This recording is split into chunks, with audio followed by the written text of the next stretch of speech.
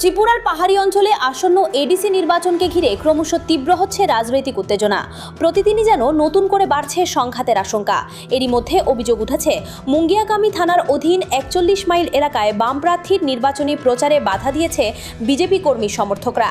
ঘটনাটি সামনে আসতেই মুহূর্তের মধ্যে গোটা এলাকায় ছড়িয়ে পড়ে চরম উত্তেজনা।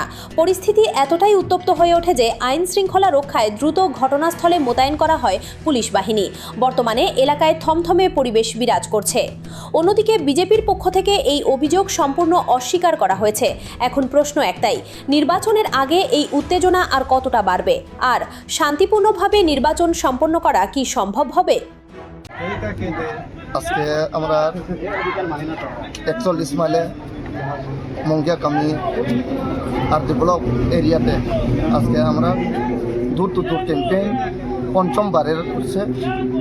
আমরা যে সারা পাইছে মানুষের তারা আমরা গেছে, তারা এক্সপ্রেস করছে তারার যে সমস্যা এখন যে অভাব অন্টন চলছে এর উপরে তারার কথা হয়েছে যে এইবারে আগের যা আছে কমিউনিস্টের সময় যা পরিস্থিতি আছে আর যে কাম সুযোগ কাজ যে সুযোগ পায় এই সুযোগতে আবার ফিরে আনতে তারা সব আমরা উপরে ভরসা রয়েছে।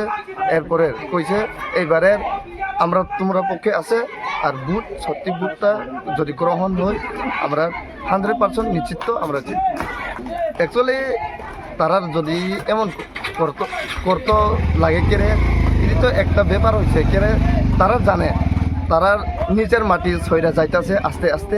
এটি তো মেইন প্রমাণ। বিকজ আমরা যে সময় মানুষের কাছে যায় মানুষের তারা এক্সপ্রেশনটা বেশি কর এই লিগে তারা ইডি বাধা দিত। তারা আজকে এই আমরা বাধা দিয়া একটা স্লোগান দিয়া এ জায়গায় আমরা প্রোগ্রামটা বানচাল করছি।